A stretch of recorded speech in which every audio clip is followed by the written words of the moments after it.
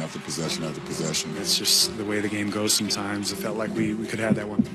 Had a performance from LeBron that was just incredible. I mean, it was epic. This is LeBron James. That's who he is. It's like the best player in the world. To do what he did tonight and then come up robbed is just not right. Well, you think T. Lue and LeBron were not happy after the game? What I'm about to show you is not going to make them any happier, that's for sure. The 2-minute report. I'm not sure if this is good or bad, but there is some accountability in the NBA. Durant, James, obviously this is the huge call in question they were both really upset about. LeBron said he had never read a play so right in his career. Ken Maurer called it a charge. The other official, Tony Brothers, called it a block. The NBA 2-minute report said that indeed the call was the correct call because LeBron was turning his body and moving into Durant when the contact occurred.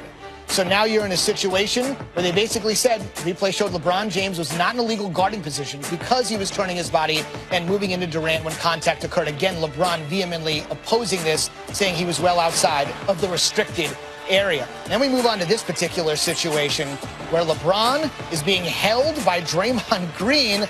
Eventually, LeBron would fire this ball to George Hill, and I think you know what happened after that. George would make one of 2 free throws. However, the 2-minute report said Green grabbing LeBron should have been called for a freedom of movement foul. That would have put LeBron at the line instead of George Hill. How different could the game have been with LeBron at the line instead of G. Hill? You never know. You know he made the first. And then obviously here on the second, look at Draymond Green already in the lane with a half a foot. But let's be honest, this is never called in any NBA regular season game, playoff or finals game. But you got to be obviously minute on the 2-minute report. Every little detail counts. If they would have called that, Hill would have taken yet another free throw and would have had a third chance, in a sense, to put the Cavs in front. None of that's going to make them feel better. SportsCenter's on the road at the finals. Dave McMenamin is our Cavs reporter. The one thing we didn't talk about there in the 2-minute report, there's so many things to talk about, Dave, is the Tristan Thompson ejection there in the last few seconds and what his status might be moving forward. What do you know about that? Well, as much disappointment there was for the Cavs on Thursday night, on Friday they got some good news. No suspension for Kevin Love for being on the court when that altercation broke out. No suspension for Tristan Thompson for his role in pushing the basketball into Draymond Green after getting called for a flagrant 2 foul on Sean Livingston. His flagrant was downgraded to a flagrant 1. He was fined $25,000, and he will be eligible to play in Game 2. Happy to be able to play. You know, the NBA got to do what they got to do in terms of finding. So at the end of the day, I want to be out there with my teammates, and I'll be able to do that game too. I did what I had to do in terms of, you know, speaking to the NBA and whatnot, but, you know, they made the right call by letting me play. How does that affect you? I mean, do you think it's too much sometimes? No, it doesn't affect me. It doesn't really bother me at all. Making himself look crazy. That's what makes it valuable to the Warriors in terms of bringing that toughness and that grit, so I don't blame him.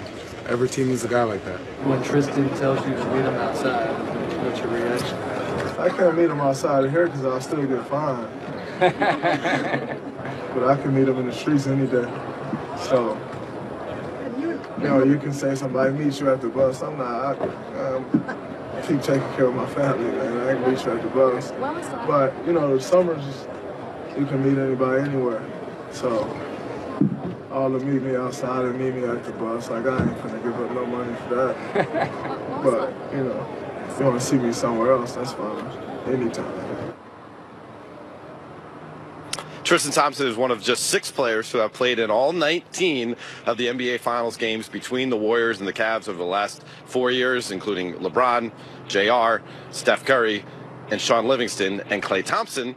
Maybe that number will fall to 5 because Klay Thompson is dealing with a left leg injury heading into Game 2. No question, Dave. We'll talk about his status here in just a moment. But before I let you go, obviously we've got to go back to the JR situation. It's going to be every piece of chatter until Game 2 tips off. I know you had an opportunity to talk with him. How did he change his explanation about what happened there in the final frantic seconds? Yeah, so there's a video after Game 1 where LeBron's talking to JR, and JR appears to tell him, "I thought we were ahead." And so I asked JR today, did you tell LeBron I thought we were ahead? Because that is different than what you told reporters when you told us that I knew the score was tied. He said, I might have. I might have. Then he was pressed further about it. He said, you know what? I really can't be sure that I knew anything that was going on at the end of Game 1. Now, it's a tough quote to put out there, Yeah. tough explanation. But he did say that, hey, I'm glad that I'm the guy who had to deal with this blunder versus any other of my teammates. I'm able to handle this. I'm equipped to handle it.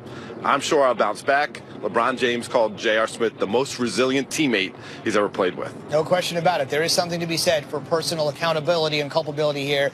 And JR is not running from it, even though we're not quite sure exactly what he means or what was said. That's our Dave McMenamin. We'll see him tomorrow night getting set for Game 2. Now, Dave did mention the situation with Klay Thompson as well. Let's run into